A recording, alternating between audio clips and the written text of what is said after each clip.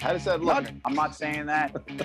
You get some sense that there's a handful of stocks. Look at that. I mean, you could tie that to the market. Bang.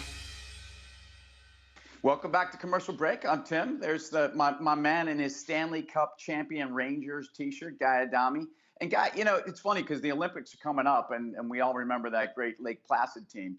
But if you think about where you go with big business and the whole concept of the Olympics, and the world kind of converges on one spot, and some people think it's a lot of hype about nothing. I think it's one of the greatest events we get in this country. So there you go. No, it's a huge deal. Listen, NBC. You think of the Olympics, you think of NBC, and this year Peacock is going to be carrying it as well. So you're going to get Olympics basically 24/7 for the next couple of weeks, which is really exciting. But behind you, I see a USA. It looks like a hockey sweater, as they say. So the first Winter Olympics, Tim, whether you realize it or not, was actually in Lake Placid in 1932, 90 years ago. Okay, so I mean, I remember that 1980 Lake Placid like it was yesterday, even though I was a sapling of 13 years old. So all right, so when I think about the original Olympics, the Olympiad, and how many countries lined up at that point, and was it the global spectacle, or was it just like Germany and the U.S. and the U.K. decided to go skiing? I mean, what was it?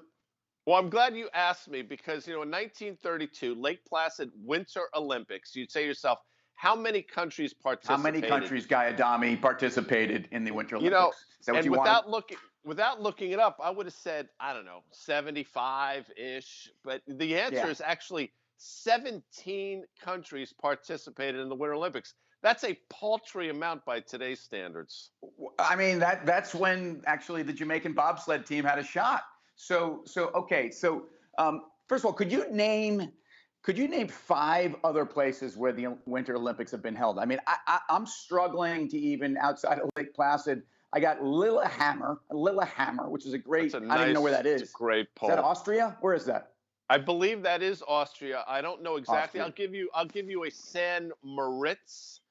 I'll give you, Ooh, I believe lovely. in Italy, I want to say like Torino or something. That's probably wrong, but I know Italy had a Winter So Olympics. Gran Torino. So the Gran Torino, by the way, I think that's a Clint Eastwood movie. But the Gran Torino was maybe one of the great muscle cars of all time that doesn't get its due. I mean, in fact, I bet you had a Torino. No, I didn't, but I loved one. Actually, one of the guys in high school had one. He used to do donuts in the parking lot of the high school, which, if you think about it in retrospect, we used to stand like 20 feet away, and this cat was doing donuts in the parking lot. This is obviously in the early 1980s. Could you imagine somebody pulling that off today? So if you think about just the concept of doing donuts on somebody's front lawn, by the way, have you ever done that? Because I mean, I'm gonna not admit or deny anything here, but the fact is, if there was somebody that look, just had something coming their way, they might find Guy Adami on their front lawn doing a little neutral drop, doing some donuts, ruin their I grass. like that. That's, by the way, I haven't heard that phrase in a long time, a neutral drop. For you folks that don't know that, you should Google that phrase because it's tremendous. No, I was not one of those kids, I will tell you. But, you mentioned You were a that nice Olympic kid. hockey team. That movie, I know this is a movie, we've talked about it on commercial Ah, break before, but ah. Miracle is one of your top 5 movies of all time, without question. So when you know the outcome and yet you will still be weepy is a testament to not only just look, that story is maybe the greatest sports story of all time. It really is. But the fact of the matter is the acting in that. I mean, look, I don't know who played Mike Eruzione or Buzz Schneider, and those guys probably never went on to win anything. But I mean, Kurt Russell as Herbie Brooks, Oscar performance. Well, I don't know if he won. He should have won. So let me ask you a question, and we're All probably right. going to ask this in the Instagram tease. But what's your favorite Kurt Russell movie other than Miracle? Because clearly you have a soft spot for that movie. Look, it's got. You could go one of two ways with Kurt. You could go back to by the way, he was the original Disney boy, the youthful, handsome, young, pure, the full Kurt Russell. But you have to go Snake Plissken, and there's only one place to go: Escape from New York. No question about it. And if you recall, now I'm going to throw a name at you that you probably haven't heard in 25 years. Adrian Barbeau of Maude Swamp Thing. fame was Swamp Thing. was in Escape from Yeah. New York. It was so good. And look, what went on in that movie, the absurdity and the theatrics of taking it's which is what's fun about those types of movies about New York. You take well-known spots and you drop them into chaos, or stage them in the middle of, I don't even know when that was supposed to have taken place. But if you think about that, that was essentially that was a triathlon. That was a biathlon. That was, I mean, that itself was a winter sport. So let's get back to the Olympics, because when I think about the Winter Olympics outside of hockey, obviously, I'm a big skating fan. People won't know this. I'll sit on a Saturday afternoon and watch pair skating if it's on. But outside of that, I mean, where are you going? Are you going biathlon? Are you going cross country skiing? What's your favorite sport? No, I'm going speed skating. I think the speed, like Eric Heiden, if you recall, I mean, speed skating to me is unbelievable. The way they can navigate those turns, that's something that looks so easy, but you and I both know that if I had tried to do that, it would be laughable. By the way, there's this huge outdoor rink at Lake Placid where people actually practice speed skating, FYI.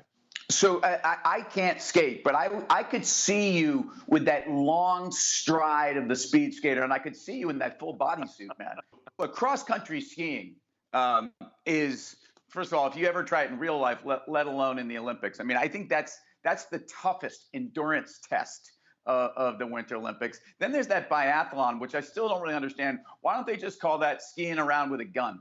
Because I mean, it's more or less what's going on there. I think the sponsorship dollars would fade. By the way, Sonia Henney was one of the big medal winners in the 1932 Olympics, which reminds me of another quarterback, Chad Henney. I don't know if he was one of your favorites, but that's the way my mind's working this morning. Well, I mean, yeah, look, and Chad Henne, Florida State, where did he come out of? I don't even know who was he? I'm not sure where he came out of. I think he played for the Dolphins, but we're completely off the rails. I will tell you, in case you were curious as to my favorite Kurt Russell movie, it's got to be either Tombstone or this one of my favorites with Goldie Hawn. Oddly enough, Overboard. Great movie if you haven't seen it. All right, so big business. If you're sponsoring an Olympic segment right now, what do you want to see? Well, listen, what companies do I want to see? It's obviously the Yeah. standbys. You want to see like the great companies, the Coca-Colas, the Chevrolets, the Ford, the iconic US brands. You want to see them sponsoring. And probably now you include Apple, Microsoft. You probably hear from Google. And I'll throw another one at you because you think this is the most important company in the world. You're probably right. Throw the Amazon in as well, Tim. Look, I mean, the Amazon, by the way, may in fact be competing in everything from the luge to the cross country ski to the Miracle on Ice. Every single day when I get a package here that I ordered 5 minutes ago, they're getting the gold medal. No, look, I think at the end of the day, the companies out there that are competing and winning, and the medal winners are probably at this year's Olympiad are very different than the ones that showed up back in, when is it, 1902? We're 9 minutes in and you forgot already. 1932 Lake Placid. By the way, San Moritz was in 1928.